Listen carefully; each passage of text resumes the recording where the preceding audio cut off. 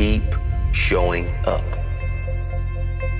If no one invests in you, invest in yourself. If no one believes in you, believe in yourself. Even if you don't see the results right away, keep showing up until you do see the results. Even if you don't see the results for a very, very long time, keep showing up. All right, we're live with Rob Gerrard from C&G Real Estate. Yeah. What's up, buddy? What's Did I up? say it right? CG. CG. It's all all right. right. All right, CG Real Estate. You're like 60% of people say it the way you say it. Yeah, So it's yeah. all good. So we were just going over a little bit about Rob's kind of history and what they specialize in. Rob, give us a little rundown on what you do in the real estate business and what other companies and ventures that you're about to kick off here in the short future. Right. So 2017, I was a financial advisor. I sold my practice at that time. Primarily, there was a small investment book. I just didn't. I wasn't enjoying. Weren't in love with it. Yeah, just like wasn't for me. Started out getting into real estate. I called my business partner now, Drew Campbell. Pencrest Grat. Right. Let's go. We played hockey together. He's been my friend for a long time. And Good dude. he was he was a year ahead of me in real estate. I said, look, what do you think?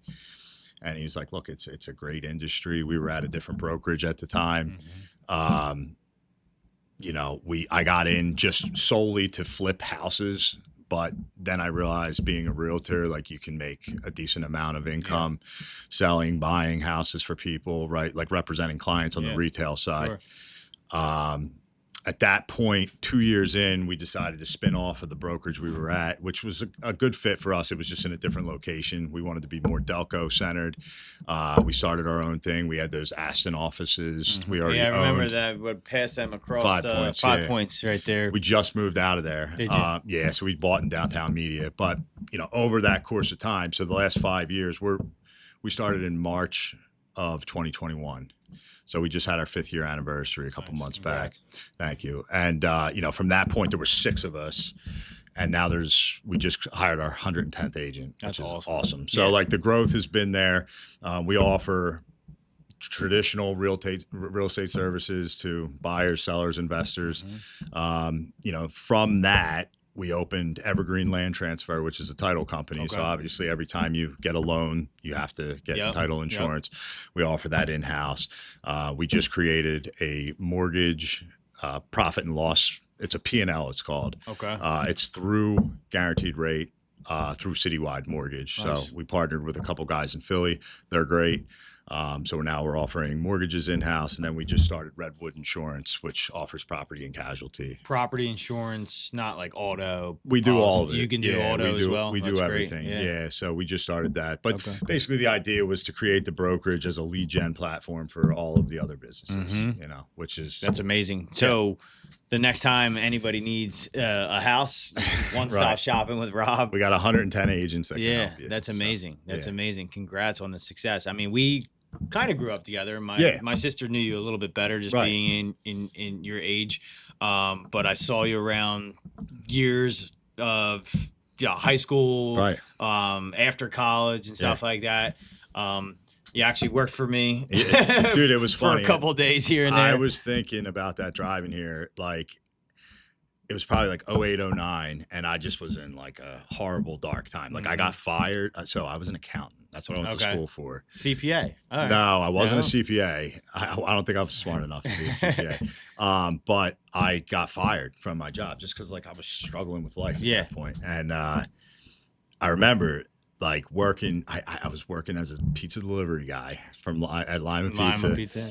And then you and a couple other contractors just had businesses, and I'm like, dude, like, let me, and then you threw me a couple days work, and I appreciate that to this day, dude. Like, I needed that work, the $150. Sometimes you gotta wake the fuck up, man. You gotta like, I mean, for you, I don't know if you hit rock bottom, but some people just gotta hit rock bottom, dude, before they can just, wake the hell up. Right. And that's what it was, that's what it was. It was a dark time. And, Yeah, like I appreciated that work, Yeah. man, because it put gas in my truck, and Yeah. you know, and I looked up to you at that point. I'm like, how's this dude running? Yeah. At that point, it was like you were a landscaper, Yeah. essentially, but you had like this full operation, and I'm like, damn. So I would always try to reverse engineer, like looking at what other people do, look at how you're like kind of talking to your clients or your customers, and seeing the operation. I'm like, damn, he's like on top of shit. You know, so I always took bits and pieces from people that, you know, I try to interacted be. When I was younger, it was a lot easier to be on top of it Right. than having a million guys in the Yeah, field and I a know. million supervisors and stuff like that. It's a little bit more of a struggle now. Yeah. You know? Right. I mean, everybody looks at me like, you have this great company. And I do. I do Yeah. have a great team. I have great people. But it's so much work to Right. just keep those guys, busy, to keep the project managers making sure that their standard operating procedure is Right. on par every single day. Like, Yeah, like it's a to lot of your work, standard. man. Yeah, to my standard. I have high standards. I want to Yeah. do the best job possible, but it's really tricky because if one guy doesn't fit into that puzzle, Right. it's a trickle down effect from there, right? Yeah. And then you may go a week and be like, oh shit, he didn't turn in his paperwork, and then now something's wrong on a job, and it's like, all right, that's why we have these standard operating procedures, right? So, you know, from I appreciate you saying that, you know, you're a little older than me and you look up to me. Well, yeah. You know I what mean, listen, dude, like and this is why I do this watching podcast. Right. I want to make sure, like I want people to learn from it, Right. other companies, and B, people need to see this stuff because it's not all about like, you know, I like to say pressure makes diamonds, right? Yeah. So like I had a lot of pressure, and eventually that pressure is going to push you into being very successful. Right. I just always worked hard, put the customer first, and everything else followed in the Yeah. footsteps. It's from funny, behind it. like what happens when you put people first, right? Mhm. Like, you know, and that Yeah. it's you can grow gigantic companies if you do the right thing for people. Yeah. You know, so So you were big into doing a lot of flips. Let's talk about the flips because I did a couple flips. yeah, I remember. If you're not 100% focused on just that flip and your bottom dollar profit at the end of the day, you might as well not do a flip. Right. So I had a million things going on. I made some money Yeah. on a couple of them, but that wasn't my full-time job. Right. It's a side gig for a lot of people. For me, it was a side gig. And then you got to pay a realtor to sell. Yeah, correct. You know, so it's like a lot of that profit goes to. I don't know how you bought it. Did you buy it hard money or? I bought it. I bought paid it. cash? No, I bought it through. What do you call it? I basically took out a loan on my house. So HELOC. A HELOC. Right. Yep. So you're paying what, prime plus 1. So Correct. it's like 4 or 5% Yep. interest. Yep. So you lose all that. How long did it take you from, like, on average? So it was under 6 months that we were able to. So like, turn let's say around. it's 6 months turnaround time. So you're losing 5% interest. That's 6 months time Yeah. plus a real estate commission. Yeah. Flips are great, man. Like they're great, but you just have to make sure you do a good enough job of I calculating. feel like it they upfront. would be great for a guy like you, and that's In the why. industry. Correct, and Right. that's why you see. That's why I I do got so in. many. Yeah. I got into the industry to do flips. You know, it just turned out that I needed to make an income also. So that's why I was a realtor. In total, I've done about, I would say a lot of them, some of them were rental properties that I ended up selling. They weren't true flips. I held them for a couple of years, but I did about 70 renovations. They're not all sunshine and rainbows. You know, like a home run for me is probably making 100+ K profit. You know, I've had some Which rarely flips, happens, right? Rare. I mean, it's rare. Yeah. But you know, I've had flips where I made $2,500. I've never actually lost money on a flip, which is, Well, you know, that's good. knock on wood. Yeah. But I mean, that is losing money. Yeah. It's a time value, right? Like Yeah, I you spent lost your 7 time, months correct. of grinding out, managing contractors. So theoretically, I am still losing there. You know, on average, we're shooting to make 30, 40K profit on a flip. You know, and if I can do that, I can run at a decent clip. I have full-time guys that I have on, you know, Contractors laborers. that you're Right. used to. Yep. So I have my crews in place, but if you can't keep these guys busy, you know, like they're on to the next. Oh yeah, they got to work. They Right. got to feed their families too. And Exactly. that's kind of like where like I have really good contractors, and I have basically 2 carpentry crews that work for me now. Right. So, but they're so busy with all the hardscape and the custom decks and custom carpentry work. that I was stealing them either on the weekends or on a day or two here and there to Right. finish and do the house. Yeah. And it was just kind of like here and there. You really have to just focus on one thing. Like, and that's, again, why I love talking to people like you Right. and picking their brains and like listen to other podcasters and listen to very intelligent people. Like I'm spread a little thin right now, Right. because I'm still waiting on a few key people to put in those key spots. Yeah. And once I do that, then I'll have like this kind of core group of guys and core group of people in the company to be able to delegate a little bit more and run Right. things. But if I was just starting out and you're a young kid out there, focus on one thing. If you're good at cutting grass, cut that grass. Right. If you're good at fencing, do that fencing, you know? It's funny you say that, because like a lot of, like I have this mortgage guy, he's a good friend of mine, Steve Colucci. He goes, dude, if you were 100% just a realtor, you would make millions of dollars. And Yeah. it's like, I want to prove to somebody, like I can flip houses, you know, I Yeah. can do this. Yeah. I'm taking somewhat of a step back there. Like the flips are just stress, man. They are a lot of stress. Like if you called me and said, Rod, I need you to sell my house, like that's a much easier transaction. You Yeah. know, I'm not going to make as much money, but I'm going to be able to provide value to my client. Yeah. You know, it's the direction that I think things are moving into. Yeah, I mean, it's tough to be a million different directions all. Yeah. Like that's how I feel like I am right now. You Right. know, and it's really just the three companies. It's the Pro Pool, the Piazza Outdoor Living, and then the Pro Tree, you Yeah. know? So- and I love them all the same, but I'm like, enough's enough. Like I gotta figure something Can out. I ask what's the biggest company out of? Is it the Tree? Probably the tree, Yeah. the tree removal. The pool started what, like 5 years ago? Or About four four or years five. ago? I thought that was cool how Yeah. you spun that. So my biggest issue, and I'll give you a little rundown because I don't know if I ever explained it on a show, is a lot of people think I just broke into doing pools right away. So like first couple big hardscape jobs I ever did were pool renovations. Right. I loved working around pools. I always had a passion for pools. So I always did a lot of pool renovations. So, you know, and this was from when I originally started my company, I was doing pavers around Right. pools. Hardscaping, stuff like that. Then clients were like, hey, can you do the tile and coping? Right. So I'd do Right. the tile and coping, and we did a lot of that in-house. Everything was in-house.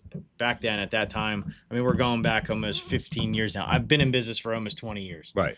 15 years ago, a couple years into my landscape, hardscape, I started doing those pools. So I found it hard to find pool technicians to come help me do the pool startup Right. after it was done.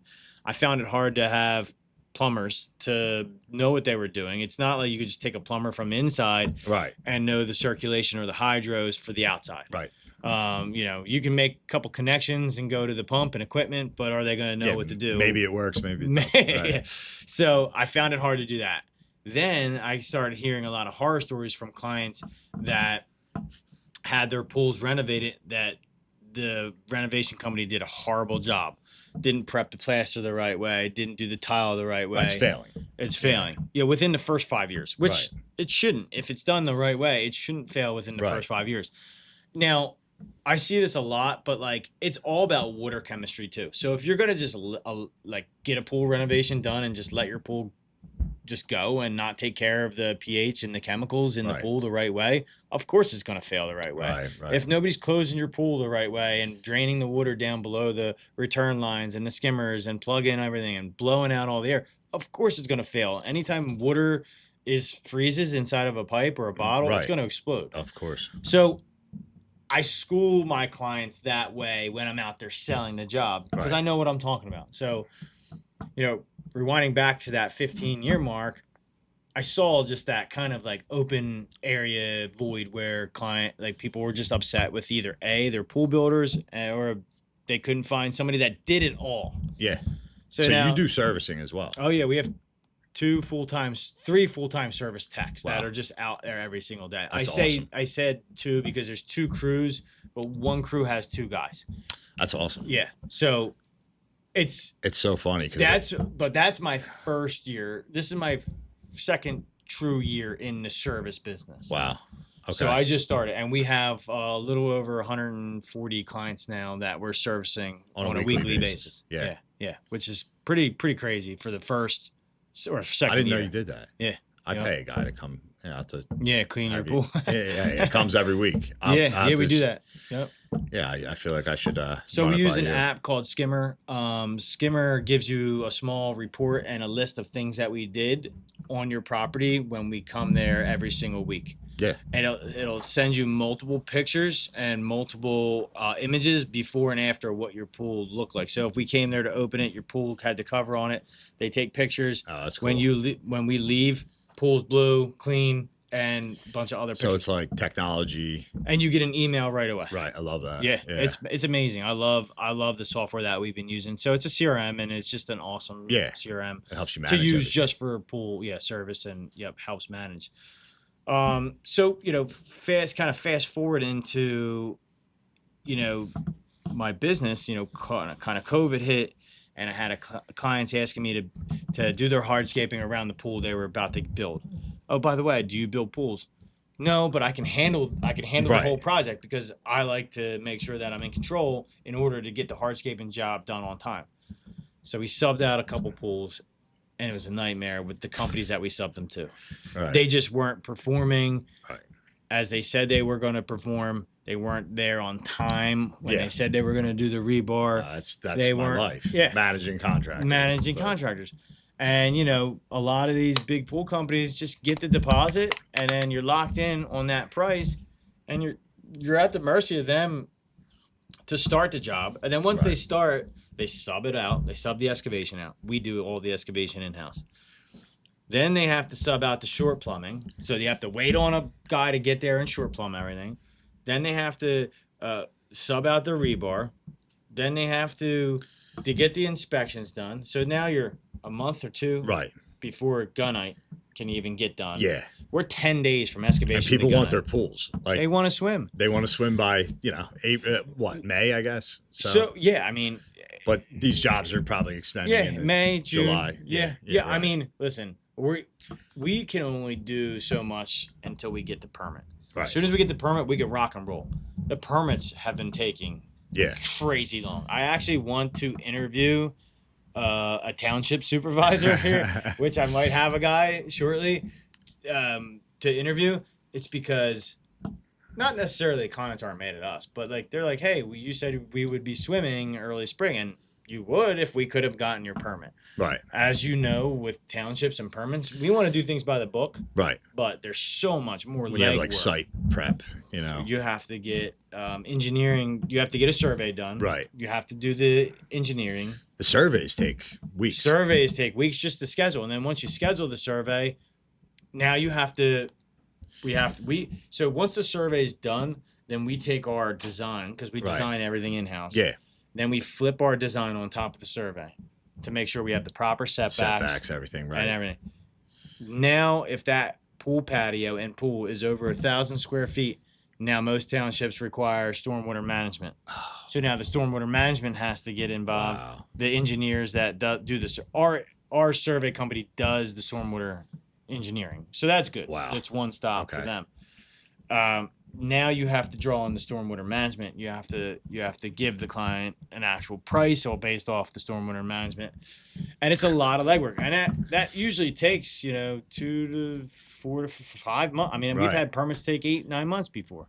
It just depends on kind of what area you're used to. Yeah. I want to build more pools in Delaware because It's easier. I've gotten a permit in like 3 weeks before in Delaware to build. I've heard a pool. that. It's nuts. I've never done It's anything great. in Delaware. Yeah. It's Yeah. great. I mean, I heard that for the real estate end. Yeah, too. so we're licensed in Delaware, PA, and New Jersey. Okay. So I did buy a house in Jersey, which I'm knocking down and building for my vacation home. Oh, It sits nice. on an acre and a half. We're going to put a pool in there, and That's that's going to be my spec house for building pools down on the I Jersey saw the Shore. pool. Is that your house? Where's the house with that giant pool? Yeah, that's I in see that on- media. Okay. Yeah, in media. That's awesome. Yeah. That pool's amazing. I love it. Yeah, we were in it yesterday all day. Yeah, it's a great the way I have it set up is pretty badass. And it's a new construction. You built that? So it was a ranch. Okay, and you put a second story And then I on put it. a second story on, and then a couple of years later, I did the pool house and the pool, and Nice. then I did a little man cave above the Yeah, garage. it's awesome. I kind of wish I knocked it all down and just Right, started from yeah. scratch because it fits for my family, but there's different wings, and it's tough because it's Where's Haley? Right. Right. She's 3. She's in the other wing of the house, and nobody knows where she's at. It's like long and skinny. Like, yeah, I got you. Yep. So, well, I've come a long way, but it's been a grind, man. It's not easy. Nobody's like pushed me and said, hey, go this direction, go that direction. I see those little areas of where opportunities can come up. And I'm passionate about it. Right. I love building the pool. Yeah. I do. I love doing the hardscaping around the pool. Right. I love doing the landscape and the finished works. So we're able to bring that all into one kind of unit, and we're able to streamline that process. Yeah, that's awesome, man. So for a mid-sized pool, 15 by 30, if there's no auto cover, I mean, we can bang it out in under 40 days. Our quickest time is 42 days. Wow. Wow. We dug a pool. That's crazy. Yeah, isn't that nuts? Yeah. And a lot of these other companies have to sub everything out, so of course it takes a lot longer. That's so awesome. I want clients to start watching, or customers to start watching these podcasts for this exact reason. Yeah. It's hard for me to explain that on site. Like, we just lost a job to Carlton, and I don't care, whatever. They were $40,000 less than us. Right. How's that even possible? Yeah, how are you making money at that number? Like, I mean, maybe because they're a large company. Like, I don't know if they're nationwide or what. Well, I mean, their margins have to be super slim. Like, well, if they're doing 500 pools a year, let's just say they're able to buy the equipment packages for half of what we're buying them for. Right. So there goes $5,000. But like, we're not the cheapest either when it comes to like concrete or pavers. Right, but that you're doing higher quality work. I 100% agree with us doing higher quality work. I've seen your work. Yeah. Like, it just goes to show like maybe the clients don't care. Maybe they don't mind it taking 4 or 5 months to have them build a pool. I know I can get it done quicker and my quality's better. Yeah. Just because all of our crews are in-house, and I can pull a crew off real quick on a job to go touch up or go do what needs to be done at a job. If a client has some concerns or something, but like to stick to the schedule, but that's the nature of our business, and that's where I seen that opportunity and that gap in our field. That. So I mean, that's what we saw. Like, we saw a traditional real estate industry that was one way, where you either pay a split to the broker, 100% of the time. Like, so if it's an 80-20 split, or there was a cap model, like some of these larger brokerages offer a cap model. Basically, you pay your first $25,000 to them, and then you get 100%. Okay.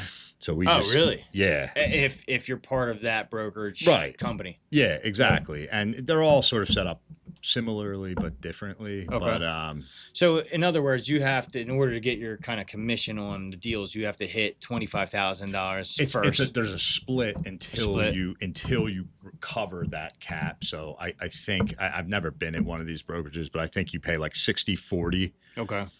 And then once that 40% equates to $25,000 or whatever the number is, then you start to get 100%. Now, a lot of agents, if you're doing $20 million a year in real estate, like that's really insignificant. But like for the agents that are doing 5 or 6 or just starting out, and they're not making as much, like I think that 100% really helps, and people are starting to catch on. Yeah. So all right. So without giving too much information. Right. That's fine. I mean, I'm totally transparent. Well, I'm glad because some people might want to hear that. But I had my stepbrothers both get into real estate and become realtors during COVID. They're both doing pretty well now, but they're still not kind of getting over that little hump.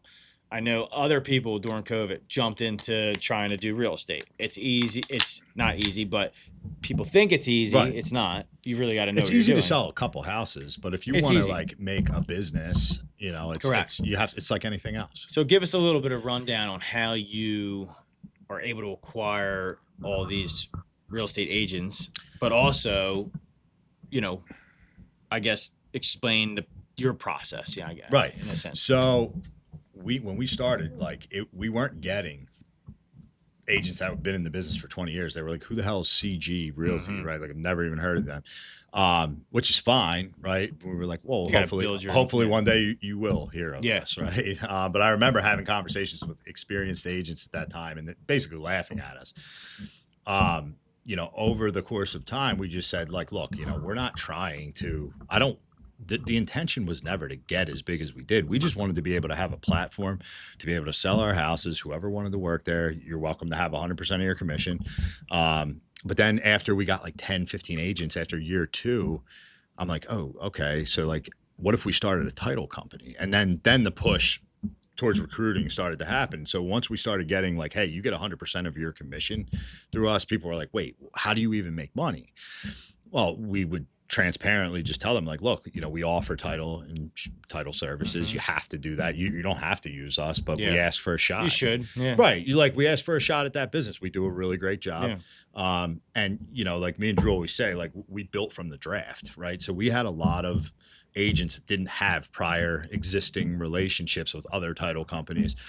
We took a lot of agents from 0 units, never sold a house ever in their life, to now they're selling 20, 30 houses a year. So when you do that, there's a loyalty that's formed, right? Like, it's like, damn, these guys helped me get started. They're making more money, but they look at it like, hey, if this company's willing to give us 100% of the commission, now I'm going to stick behind. I'm going to stick with them, for as long as. And we've created like a loyalty. Like, look, we will. You can ask any one of my agents. Like, it's like these guys. We do a good job for people, and we provide support. We take a loss on the brokerage. Like, the brokerage is not a moneymaker, but it's all the other ancillary businesses that create the income, right? And on top of that, I'm flipping houses, I'm buying rental properties, I'm investing in commercial real estate. There's a lot of different avenues. So to me, I look at it as a loss leader. Like, we're offering a better deal than anybody can get in the industry, but we're generating so many other leads for other businesses. You're keeping those employees, or those 1099 contract employees, happy. Right. They want to go push and sell as many jobs as they can, because they're getting 100% of the commission. Right. And then if they could just pass it on to you, right, then it's a seamless transition. Clients are happy. Like, I've used a lot of decent title companies. Yeah. Mortgage companies. Yeah. They're good guys, and I use them, but man, it's a pain in the ass. It's a pain in the ass. I literally don't want to deal with it. I want to say, okay, I want to buy this house to either flip it or buy it and keep it. But it's just a pain in the ass. The amount of information. They're like, we need your tax returns and this. Oh my God. Like, that's honestly why I use hard money. Like, I have a couple private investors, just a couple guys with money, that I pay a higher interest rate just so I don't have to deal with the bullshit. Just so you don't have to deal with it. Like, I'll gladly pay you 10, 11, 12% even sometimes, just so I don't have to send you my tax returns, explain what this charge to Amazon.com was. It's like a nightmare, man. It's crazy. It can definitely get overwhelming. Thank God I have my mom in the office to help with all that stuff, because I don't know how I would be able to do that, because I'm always either on the road, I'm managing, I'm just overseeing the outdoor operations and the indoor operations. But when I get back here, I'm going over plans, I'm doing this, I'm pre-construction meetings. I mean, there's a lot going on. A lot goes into this. I mean, not that I want to, but I'm kind of at that point where, like, I put 100 miles on my truck a day or on my car a day. Like, I'm always just kind of running in it. And my CFO tells me I hire a CFO to come in a couple times a month, just to make sure we're doing what we're supposed to be doing. Like a consultant? Yeah. That's a good idea. He's the man. I'll introduce you to him. His name's Santos. He's not cheap, but right. But he's sort of like a coach, consultant from a financial perspective. Yes. Like, that's kind of what we're actually interviewing some people. So I mean, if this guy's good, man. He's not a local dude. He's from Jersey. Drives over here, comes to the office, and kind of looks over. I mean, from everything, he'll look at a P&L and be like, "Hey, this is wrong. Right. You're losing money here." Like, because sometimes it's hard when you're in the weeds. It's like, oh shit. Sometimes, like, my brain can't figure out the problem because I created the problem. Not only that, but there's so many moving parts, and at the end of the day, it's like, where do I start? Right. Well, that's what it's overwhelming. It's overwhelming. And I barely made it through high school. I'm gonna be the first to admit that I wasn't a good student in school, and I lacked reading, writing, all this other, all the stuff that you graduate, and if I'm not going to college, they're like, you're out in the real world now. Right? Yeah. And I figured it all out. Grab a hammer and by hard work. Right. I mean, like, I've I've never read a book from front to back. Yeah. You know what I mean? Like, Yeah. I'm just not that guy. Yeah. I wish I could. I wish my brain was smarter than that, but I'm smart, street smarts. I'm smart with my hands. Right. I know how to run a business. What do they say? because Like, I've C done it. students run the world, right? Correct. It's Yeah. kinda- I mean, you know, there's nothing bad about being a very intelligent person. No. I mean, trust me. I wish I was more Right. intelligent. Me too. And I know some very, very successful people that's millionaires that can barely read and write. Right. But, Exactly. it's not that I can't. It's just that's not like my forte. It's not your And path. It's not my path. It's Right. not like I enjoy listening to books. I enjoy listening to podcasts. So that's what I do. Right. For me to read a whole book front to back, I'm like dyslexic, so I'll read like 3 or 4 paragraphs, and Yeah. I could read, but I just can't remember what I read, you know. And it's just like I'm my somewhere mind's else. same It's here. ADHD. Yeah, It's like my mind is all over the place. All right. But you know, and that's why my financial advisor is like, hey, you gotta delegate those things. If you're not good at these things, Right. delegate them out. You know. Yeah. Make sure that somebody that can do it can actually do it, and make sure they can get it done the right way, so you don't have to worry about it. And that's part of like having my mom, Right. having my sister run the advertising, Yeah. Noah, the videographer, all these key people, Becky, everyone in the office, kind of running their own little stature of the business, and it helps. It does help a lot. So I hired. So there was a girl that worked at WSFS Bank, or what is WSFS? Wisfus, Yeah. So that's who I was banking with, and I was going in there, and I knew her Mm. previously, but like I dealt with her because I liked, and she understood my business. Dude, I have 15 LLC accounts. Like, you know what I mean? Jesus Christ. So, well, just every time I buy, like I have partners in certain real estate You want to deals. set up certain right. things. So we do it all by the book, and we set up separate accounts. But like she understood the ins and outs. So like one day I go in, I'm like, would you ever come and work for me? Yeah. So dude, it was the best thing because she already understood the layout of the business, what I do, like the different accounts. She understands the bank's platform, but now she does like quasi accounting for me, expense tracking for all my That's even flips. great because she's a numbers It's girl, right? the best. Yeah. Like it was the best, money I've ever spent. Is Yeah. bringing on an assistant. Back in the day when I was younger, I was afraid to pay certain people certain prices. Right. And I'm like, no, 80 grand for that. There's no way. Right. Like, there's no way. Now I'm like 80 grand for that person. It's a great deal. It's a no-brainer, Right, right? yeah. It's like you got to pay to play. I think most people starting out are afraid to spend that money. It's like I was talking to a kid the other day, and he's like, man, like I'm running a decent business. But I'm like, who's in your office? Nobody. I'm like, dude, get someone in your Right. office as soon as possible. That's the first thing I would do. Yeah. Screw all the other stuff. If you're on the phone, and I think that was part of my problem when I first started out. For the first like 5 years, it was just me on QuickBooks Online. Right. And that literally, was me. I typed the estimates. I did the work.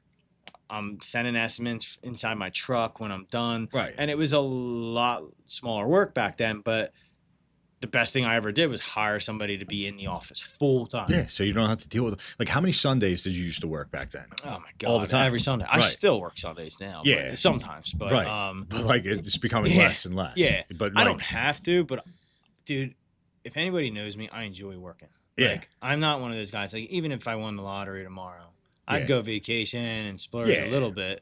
But I don't need anything. I That- have the nice cars. it I just have the keeps me watches. on I have the house. track. I'm the same way. I Like, want to have work. I have to work. Yeah, Right. I have to. Yeah. And it is nice, but like, so when I was younger, I lost a lot of time with my older kids because I was grinding. And Right. when I say grinding, I'm 100 hours a week sometimes. Yeah. I remember, Especially, man. especially when I started Pro Tree. And, Pro Tree was such an animal at the time where I was just like 99 to 100% just in every single day on that company. And I didn't really focus on my hardscape company at the time. So I kind of like, not that I lost interest, but I was just starting that company. And, it was just, it was full force, full tilt. Right. You know what I mean? Right. At the end of the day, you have to, it's not charity. Like you have to run 110% every single day. And that's, everything else will fall into place from there. I don't Right. worry about money. I don't really stress about money anymore. Yeah. I built up net worth and my capital in the business accounts where like if anything happened, I can pay for 3 pools. You know what I mean? Yeah. Like that's how I look at it. Lawsuits, things like that. Like, because shit happens. Yeah, in shit business, happens. You know what I mean? And like, and that's where you get to that point. Like, because it's a grind. It's a grind. Then you like kind of round this hump at the top where it's like, all right, like now your business is worth something. Yeah. And like, you know, we're not at that point yet. I would say we're getting there. Because the title company does very good income. Yeah. But it's like how new is the title company? Within a year? This is ours between year 2 and 3. Okay. So awesome. yeah. So but dude, like the brokerage feeds the title company, and you know, basically we just have to make sure we manage with the right people because it's all about the employees. You know, like yeah, it is, and growing that to where we can handle the volume. Okay. Because dude, if we bring in 10 agents, which is possible, like last quarter we brought in 20 something agents. Yeah. Like, well, that's maybe 15 of them are using our title company. Like that's big. More orders coming in. That's So huge. we have to make sure we don't lose the service. How does a title company work? Like as far as making money, is it a percentage off of each transaction? So is it's, it like it's one funny. Nobody set ever fee? asked this question. Like we're running at. That's what I always understood or tried to comprehend because like. For me, it's like, and I want to hear you answer this question, but for me, it's like, all right, whenever you buy a house. Now, my first house was in media. I put down $6,000. Right. I think it was a FHA. Yeah. Right. Like a low. Yeah. Seller's assist, probably. It was great. You're it right. was amazing. $6,000 cutting that check was like Right. I couldn't be happier to go buy my first house. You know, my second house, I had to put down like $40,000. Right. My third house, I think I had to put down like almost $50,000. And Right. now, my beach house, I only had to throw up, I think 35. But Right. that wasn't a big ticket house or Yeah. whatever. But they say it's 20 to 25%. Right. Now, like, where does that money go? Because it's like that doesn't go towards principal. No, Like, well, so the 25% that actually does. So that comes off your loan amount, but then there's an additional amount for closing costs, right? And that's where the title insurance, transfer tax, whatever, conveyancing. Yeah. You know, if you paid a realtor, that would all be incorporated in closing costs. But on average, so like you asked about the title and the profitability. So we've broken it down to like so the title insurance cost is based on the purchase price. So if it's $500,000, it's going to be more than it would be at a $300,000. We make about $900 per, like on average, after everything said and done. So we did about 400 orders last year, and we're running at about $900 profit. Okay. And that number, like obviously the numbers, the goal is to do 800 transactions or 1,200, right? Yeah. And like, but that's what we're averaging per deal. Now we do some at 60,000 where we're not making that, but like on average, that's where our number is. Yeah, your average ticket or whatever. Yeah. So, you know, it's not a bad number, and it's because we keep hiring new employees. Like, but we're saving money in our sinking fund for the business in case we do hit a rainy day. Sure. We just brought on another employee, you know, and you know it's another $70,000 salary that you know. So you know how it goes. Yeah. You got to. You just have to plan for those things, you know. But yeah, it's a great business. Okay, so back to I guess my question. So is there like? I mean, I'm assuming it's just volume. So if you do more volume, you're able to make a lot more money. Right. In it. I just have a few buddies that work for land services. Yeah. And like they do they're commercial. huge. Yeah, they're commercial a huge real company. Estate. Huge real estate. Huge company. They have an Eagles tailgate every year. Right. And I always go to the Eagles Yeah, tailgate. they're guys. way ahead of like we're trying to get huge there. Company. Yeah. You know. So huge. They make a ton of money. Right. Yeah. And that's the goal for us. Yeah. But we're young.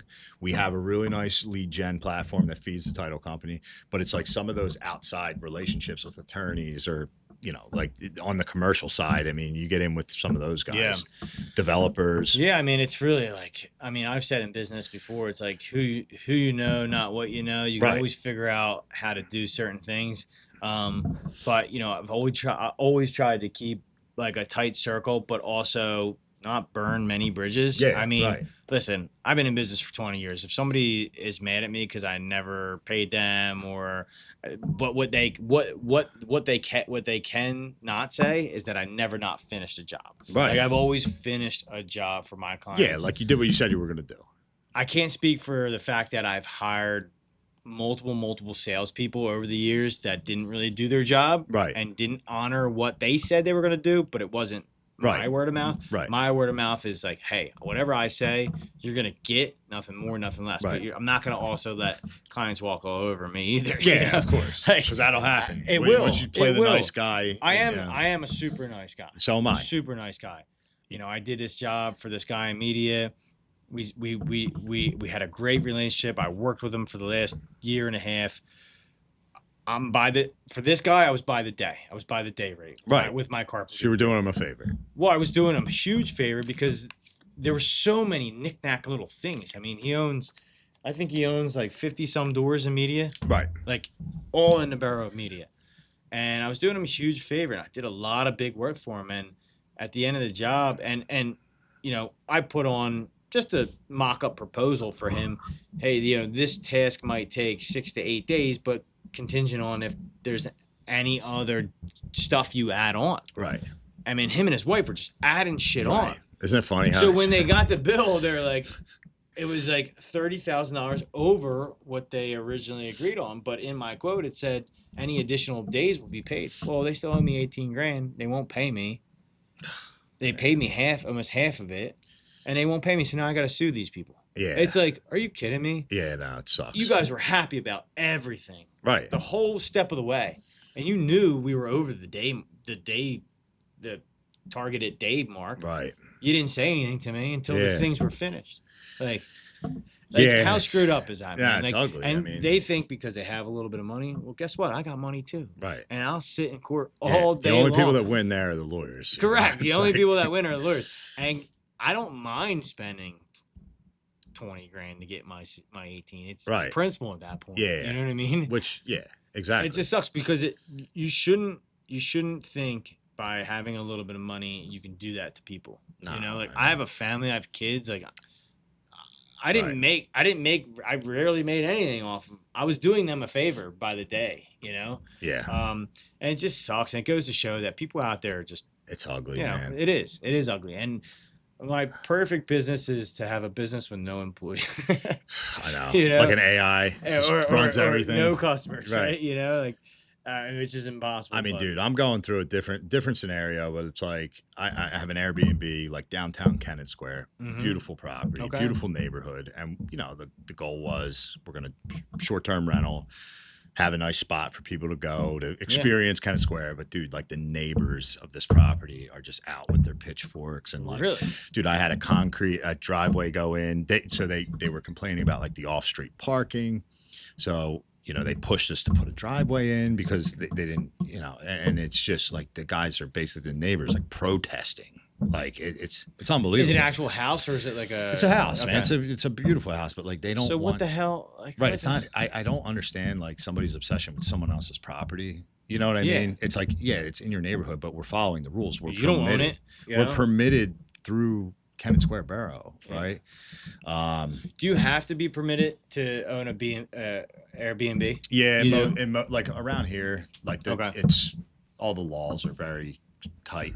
So yeah, I think that So it's you best. got the permit or approval We- from. we have approval. Yeah. We can operate, but then there was like threats. Like he's like, "Oh, well, I'm just going to tell your guests that they're not welcome." Like now you're threatening like my income. Like I'm just a guy trying Yeah. to make money, Yeah. What did I ever do? To right? you, Like right? you know what I mean? Why don't like you go inside? I got people or- to support. Or just, Right.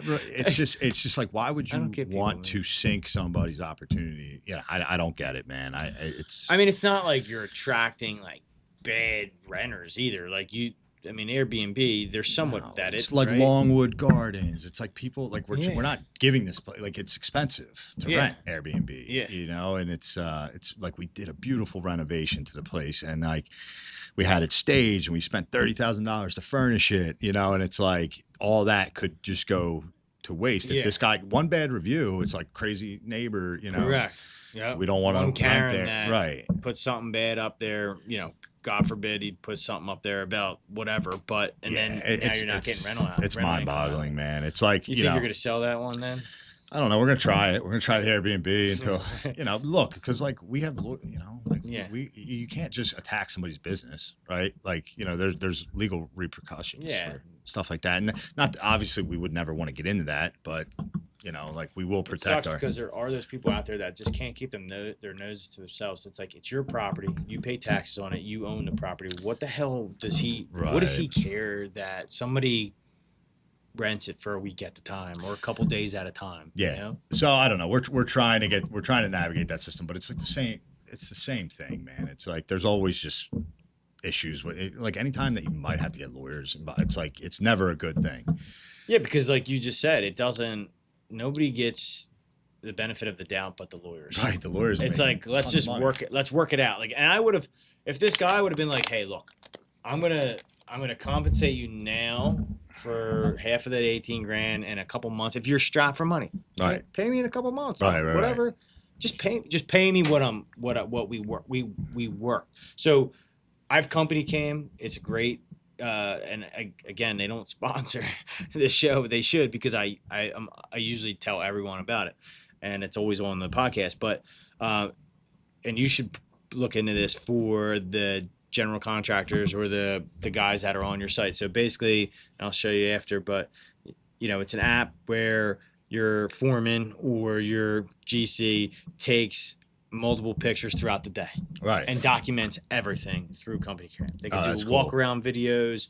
AI generates a list, so you can track like progress. You can track progress, right? So my carpentry crew did their job every single day for this particular customer. I have documentation of everything we did there. I have text messages from the guy adding on extra work. I have emails. I have my project manager, Dan, who dealt with them a lot. We have text messages from them saying, hey, everything looks great. Killer job. You guys are doing great. We also have text messages saying, hey, can you add this on? So, like, what does this guy think does he think he's going to win, like, going into court and not have to pay me? Like, right. Yeah. I just don't get it. And it's the ugly side of business, man. It sucks. It is. And even if he said to me, like, because you probably did a really good job for the guy. Oh, man, the job is incredible. Right. I mean, he's like, well, I had other prices for X, Y, and Z. Okay, well, that's great. You still decided to use me. Right. Isn't that funny? Yeah, it's funny. I told him I'm not the cheapest, but he loved my work. He kept calling me back year after year for me to come there and do work for him, because he understood that we did things by the book. Yeah. We didn't cut any corners, and that's the way it should be. Don't cut corners. You'll stay busy. Right. It's crazy. We'll just get into some of these questions here. Yeah. Like, at what point did you realize you weren't just selling homes? You were actually building a business. So it changed when I started seeing people come to my company that were working $35,000 administrative positions, coming to me like almost in tears, basically being like, thank you for this, because like I made $100,000 for the first time in my life, under your platform, your guidance. So when you start to realize that you're like making a change in the lives of other people, and I know that sounds cheesy, but like really that's the kind of shit that I feed off of, right? Like it's huge, because like helping other people is like the only feel good feeling in my brain. Like when you're doing a good job for someone else, that's where that like the dopamine hit, like you can do a million things to feel good, right? Yeah. You gamble, whatever. Yeah. It's like the true feeling of like when you're making a difference in someone else's life, that's where you make donating money. I wish I had more of it to give. Dude, it's the best I feeling. really do. I mean, I donated, $1,000 last month. Right. To somebody that needs a new van for their wheelchair. Right. Right. And yeah, I love that shit. Don't get me wrong. I wish I could spend more money on that type of stuff. Yeah, you wish you could buy the whole van. I wish I could buy the whole van. Right. And it's not like I can't, but then like my business. Well, you're just not in a position right now. I'm not in a position to do that. But 10, 15 years from now, like you might be. Yeah, correct. And just continue but that makes me feel so good about. Dude, trust me. It's like giving, like, I hate giving money to bums on the corner because I don't know if they're going to go go get drink drugs or get drugs with it. So I tell like guys at Wawa all the time, I'm not going to give you money. I'm going to buy you food. Do you want food? And the guys that say no, I'm like, all right, well then you definitely were standing there because you wanted drug money. But Right. the guys that or the people that want food, like there's a guy in Newtown Square that I try and buy him his food whenever I see him at the door, and like I haven't seen him there in a while, but because he probably got kicked out of there or something. But that makes me feel good. So like that, Buying my kids toys, even though they're not spoiled, but taking care of them every once in a while, dude, makes me feel so good. So like giving back really does make me feel good. Dude, like no, it really like that's the most important thing. So like to answer your question, like when I started seeing the difference in people like that were like, holy shit, like I was at another brokerage for 2 years, never sold a house, and they come and they're starting to create an income and like create a business. Dude, this one girl, Melissa, just sold $1 million house for the first time. Dude, that's like a $30,000 commission. Is like, it? It's awesome. It's unbelievable. That's huge. And this girl getting came that first a couple years ago, you know, and she grinded and she worked. And like Joanne's another example, Alyssa's another example. Like Joanne was like making like, I don't know, 50 grand a year, working like 50 hours a week at like some in the recovery industry. And I knew her from that spot. And like now just watching her, dude, she's selling 30 houses a year. And like seeing that difference, I'm like, holy shit. Like that's when I was like, this is something bigger than me. You know, because selfishly in the beginning, I'm like, I just want to make a bunch of money. Yeah. You know? Yep. I feel like my business is just a little bit different as far as my employees go, because some of them, you know, are, you know, Hispanic but they still have been with me for a long time. Like Johnny, I helped him get his citizenship, right? He bought a house. He's got nice cars and stuff like that. Like, my sales guys for Pro Trade, they all make really good money because they're commission based. Right. So they couldn't be happier working for us. You know, they all are buying new houses. They all have new cars. They're all taken care of. Can everybody make a little bit more money? Sure. Right. I get it. But the way I like to explain to some of the people that, hey, I want to raise, it's not like, well, how many more hours are you going to put in? But it's like, how do you become a better team member? Right. And why do you think you deserve that raise? Right. What are you going to do for the company to make sure that the company's making more money if you want to make more money? Exactly. And it's hard to explain that to somebody when they're standing there like, hey, I want to raise. Right. Like, right. Especially the Hispanic guys. It's like, you're capped at it only so much too. Like dispositions to pay a foreman or a laborer, you can only pay them so much. Right. Now, like on a sales side or the management side, it's like, I want to be like, I do be like, how are you going to make the company be more efficient and make more money? Right. And that's going back on having the CFO that come in and help dial things in, you know, and it really helps. It really helps the business. So, you know, again, if anyone is out there watching, you want to make sure that you have someone in the office. And you want to surround yourself by intelligent people, or hire a CFO to then help, you know. Right. I just like these conversations like go so far for me, right? Because I don't have a mentor, you know, like I don't like, but having conversations with people that are in business, like, do you know this dude, Justin Porter family? I've seen they're in Upper Providence. Yeah. This dude. Yeah. He's right across from Providence Wawa. Fucking beast. Yeah. Like I used to roof for this company when I was just getting sober, like years ago. Mm-hmm. And he gave me a job. I was making like $11 an hour. And I went to him and I was like, dude, I need a raise. And he's like, bro, like you're a laborer on a roofing crew. Like there's not a raise here. And I was like, damn, that's fucked up. But I understood it. Yeah. And I was like, oh shit. So that was like a lesson, like similar to when I said like, oh, I looked up to you, like like that's how you run a business, you know, like it's got to be justified. And like what value are you bringing in? He would be a good guest. Yeah, dude. His business. Talk to him for me. He took his business from like him being up there hammering shingles to like just a lead gen. Like, dude, they do a ton. Do they? They're sponsored by James Hardy. Really? Yeah. Oh, shit. Yeah. I've seen his trucks. I've seen his signs and stuff. But again, not that I like keep to myself, but I'm like, I don't go. You're running your own thing. I'm running my own thing, right? Exactly. And I like to stay in my lane. And a lot of people were like, "Hey, did you see this? Your competitor? Did you see the new trucks he bought?" Or, right. Yeah. Like, did you see that he bought a house? Or like, one thing I could care two shits about is my competition. Like, what are they doing? Right. What are they doing? Yeah. I don't care. I don't sit on Facebook and look at what they get or what they got. Right. all that time focusing on someone else is going to take time away from my company. Agreed. I'm happy for them. I really am, for copying what I did. Yeah, exactly. Like, right. I'm really happy for them. I do have mentors, and I look up to a lot of people. Yeah. One of my best friends, TJ Warner, he owns JHL Lawn and Landscaping. You know, we intertwine in business. Yeah. He does hardscape, I do hardscape. Right. You know, but we feed off each other. And it's like, yo, T, what are you doing with this? What are you Right. doing with this? How are you doing this? It's like, Yeah. you know, the owner of Rick's Tree Service, you know, he was a mentor of mine. I look Right. up to him. I still look up to him this day, right? You know, without Rick, I wouldn't be where I'm at because I stole what he did and tried to make it better. Yeah. You know, Right. I have other mentors in the tree business. Josh Goldsnick, the dude's worth $200 million. Right. I talk to him once a week. Yeah. I love the guy, and he calls me like, "Yo, Jim, how you making out? You know, how you Right. doing?" I love that. Yeah. I love the fact that I mean, I have that he guys makes like the that. time I to guess call you me. could say I do have mentors. Like Mhm. I have guys from like my finance that are like that give me advice or they add value, but like we meet once a year. Yeah. It's not like an ongoing mentorship coach type Yep. situation. I Yep. should have said I don't have a coach. Yeah, I do have mentors. you do have. Yeah. I mean, listen, me and you are mentoring kind of Right, right, exactly. now. We're Yeah. feeding off each other and see what might be best for you, what might be not best for you. But at the end of the day, I have a lot of friends in the industry. We all feed off each other. We all Right. talk off each other. We all kind of see what ways to deal with certain things.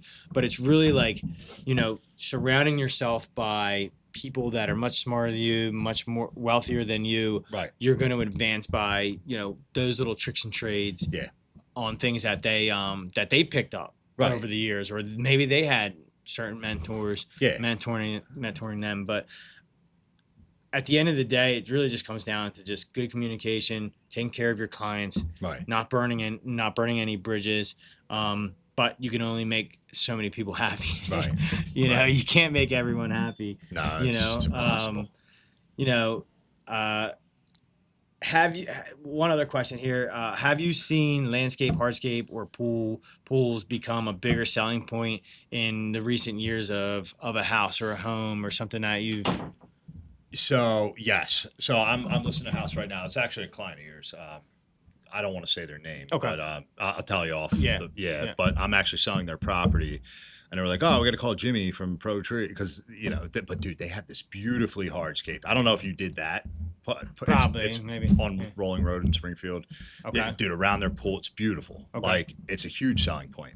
Now my house, on the other hand, like it's got like kind of like a run. I live on Steeplechase in Media, and they all had those That's pools. not far from Timberwick Swim Club. Yes. We're renovating that. Oh, whole you're swim doing the club whole right pool. now. Yeah. Okay. So my pool, it's like a half-ass like landscape job. Like, no, that's not going to add value. Like, you know, they have Trex deck benches. They get extremely hot. Oh yeah. You sit on, like, I have to rip this whole thing out and demo. To me, that was I was like, I'm going to have to put at least $100,000 into making this awesome. Yeah. You know, at least. That can hurt a sale. Right. Because I can't tell you how many realtors call us and want us to come out there and give a free quote before their client even buys a house. And I tell them all the time, no. You sorry. should just create, like, what is that worth, right? Like, is it worth $400, $500? Like, yeah. I mean, it's worth our time to go out there, but you got to understand something. If it's a pool that's been sitting that looks like a pond, Right, exactly. nobody winterized it. So Right. now we have to drain the pool. We have to extract the hydrostatic plugs at the bottom of the pool, because if you drain the pool and let it sit, Yeah. it'll float. Right. Not only do we have to do that, but we have to then cap each pipe and pressure test it. So we have to add pressure to it, cap the other end with a gauge, It's crazy. and we have to make sure that it's holding at least 14 pounds of pressure for more than 10 minutes or longer. Right. And if it's not, no. Yeah. Everything's screwed. So, like, for the realtors to be able to, like, pay for that or have their clients pay for that ahead of time, Like, it's almost a impossible. beautiful pool is always going to be a selling point to most people, right? Like, It's like a beautiful kitchen. right, exactly. Yeah. But like to me, like when I bought my house, I got a really good deal because, and I didn't want a pool. I could care less about a pool, but like I got a really good deal in the real estate because the guy was like, "Look, I need this money like in 3 weeks because I'm buying a new construction." I'm like, he called me to list the property, so I was like, "Look, you know, what would you take for it?" Yeah. I'm looking in Media, and I got a really good deal on it. That's sweet. You know, like Yeah. I could have sold it for $100K more than what I would have listed. It probably would have went for like $820. When did you pick up that house? Last June. Okay. Yeah. Awesome. So it was cool. I sold my house in Havertown. But yeah, like to answer your question, You don't have any kids, do you? No, No, not yet. My girlfriend's got a girlfriend? kid. Yeah. Okay. She's got a awesome. kid, but yeah, I don't know, not yet. Maybe one day. I don't know. There's time. You're still grinding, man. Dude, I'm grinding. You know. I have 7 kids for people that don't know out there. 6 of my own and 1 stepchild, and they are full force crazy at all times of the day. That's impressive, dude. But I love them so much. Yeah. I wouldn't take. I mean, you know, my kids are the best thing that ever happened to me. My son, my first son, he's 20 years old now. He works for the company. I can't wait to my other son this summer. Yeah, I He gets see out of school. Jaden, He's the one that's always on camera. Is he your oldest? Yes, Okay. he's my oldest. Yeah. Learning so much. I get to see him every single day. Right. I love looking at his face and just seeing him and being with him. Yeah. You know, we were dirt bike riding at the track. I saw that yesterday. on Dude, Facebook. He's a sick rider. Yeah. I shattered my leg riding, so 2 weeks ago was the first time I've been on a dirt bike in 8 years. Oh, and that's crazy. Oh, I love dirt bikes, man. Yeah. It makes just the motor and just the speed.